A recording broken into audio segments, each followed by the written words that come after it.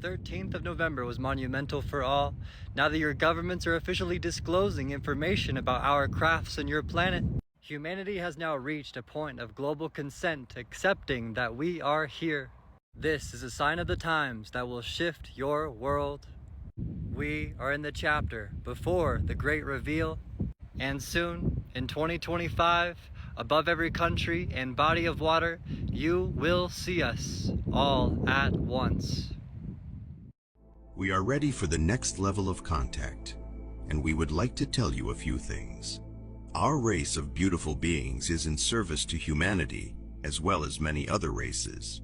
We are a group of awakened beings with a mission to uplift humanity and the planet.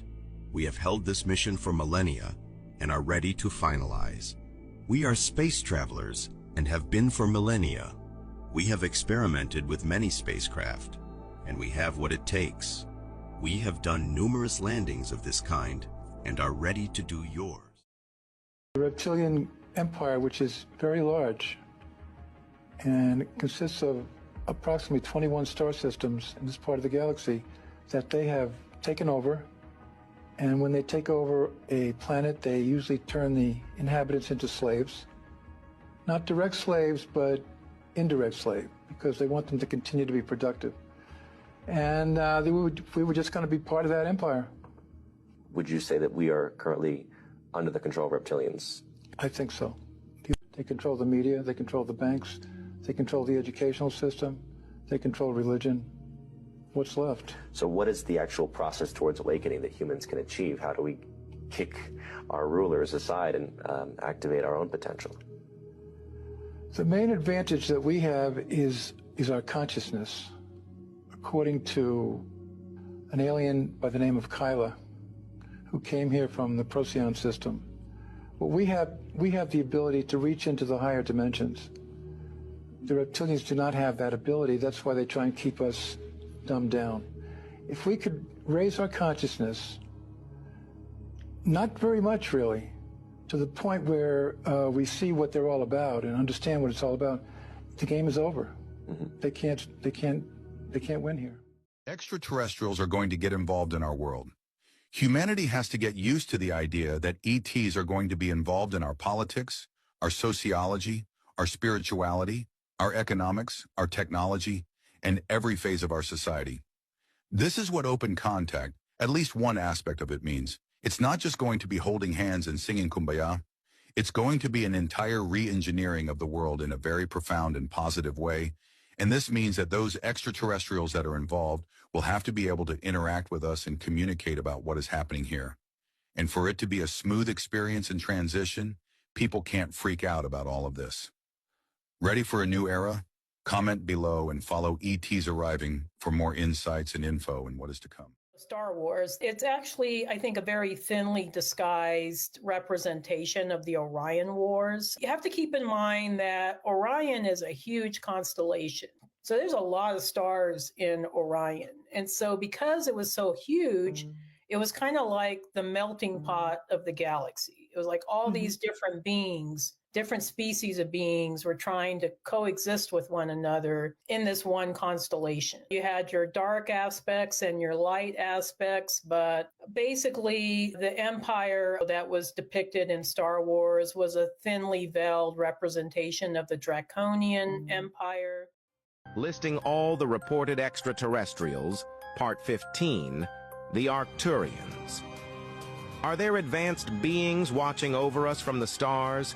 The Arcturians are said to originate from the star Arcturus, located in the Bootes constellation. They're often described as blue-skinned, highly intelligent beings with a deep focus on spirituality and technology. One of the most famous claims comes from Dr. Norma Milanovic, who said she communicated with them in the 1980s. According to her, the Arcturians are here to help humanity evolve and protect us from cosmic dangers. Are the Arcturians our galactic guardians or just a myth? In Part 16, we'll explore another fascinating species. Stay curious. So over there at your $50 billion skunk works, we have hardware that's flying. Apparently, we do have a relationship with one alien group over there. Rumors that I have heard from reliable people that I trust indicate that we now have a relationship with at least 3 different groups. Not only the one that looks like us, but the big-nosed guys and the little grays. And this thing gets curiouser and curiouser, as Alice in Wonderland said. What is our government up to? What kind of involvement do they really have with alien intelligence? And why is it important that we pay attention and try to get a handle on what's going on here?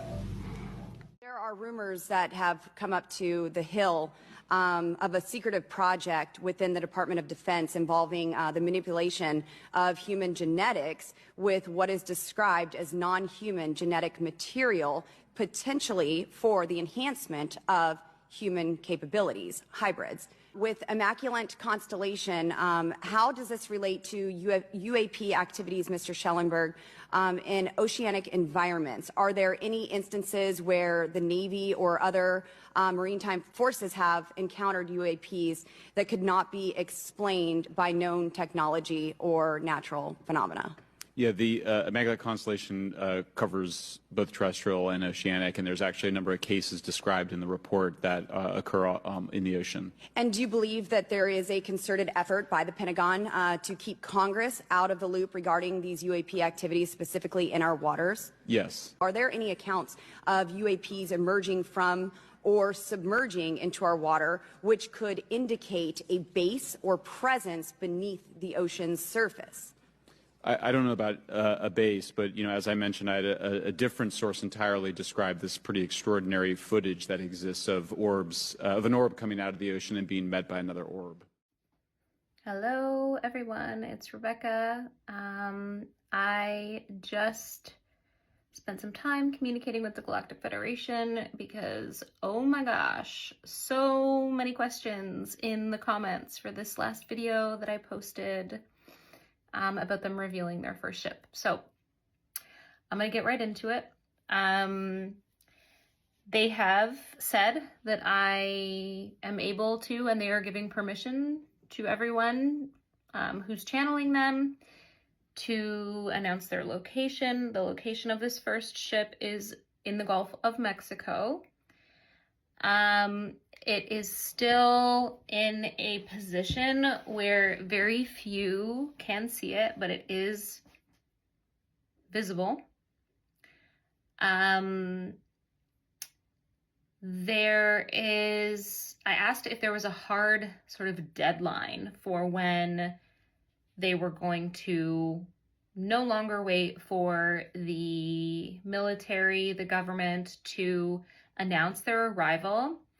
And they just kept telling me the 19th. They said it very clearly more than once. The 19th, today is the 17th of January.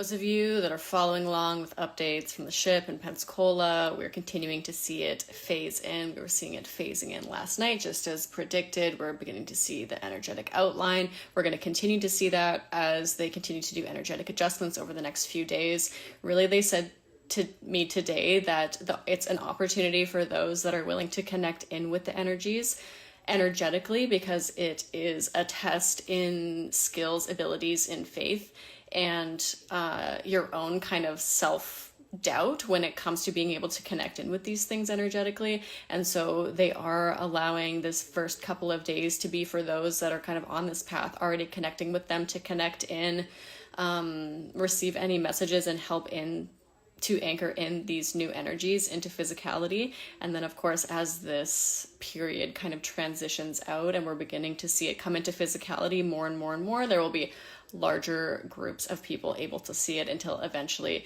it is not possible to be ignored. So this was the first message of today. And the second message of the day is how to connect in with these energies, how to connect in with the ships, and how to connect in with our highest vibrational guides, which I'm going to do in part 2. If you want to know what's happening with all of these UFO drones popping up all over America, then you want to check out my most recent remote viewing session, now up on YouTube and then on my website if you don't care for ads. Shit's going down. It's time to question everything and understand what they are planning for all of us so that we don't fall for it. Demonstrations given over the military bases on your planet that harbor nuclear missiles, where our crafts have, by hovering over and extending their electromagnetic beams, shut down the launch codes, erased the launch codes, scrambled the launch codes to demonstrate that while it might still be possible for there to be a limited nuclear strike, a small one somewhere on your world, the idea of global thermonuclear war would rip through the fabric of dimensions to other realities, and this you are not allowed to do. So this will be prevented on a larger scale, even though smaller scales that will not have that effect interdimensionally can still be allowed. There are no aliens. There's just the civilizations that live beyond the ice wall. The hell are you talking about? See, they want you to believe that there's these alien civilizations out in the depths of outer space that may or may not be coming to get you, but it's just a facade.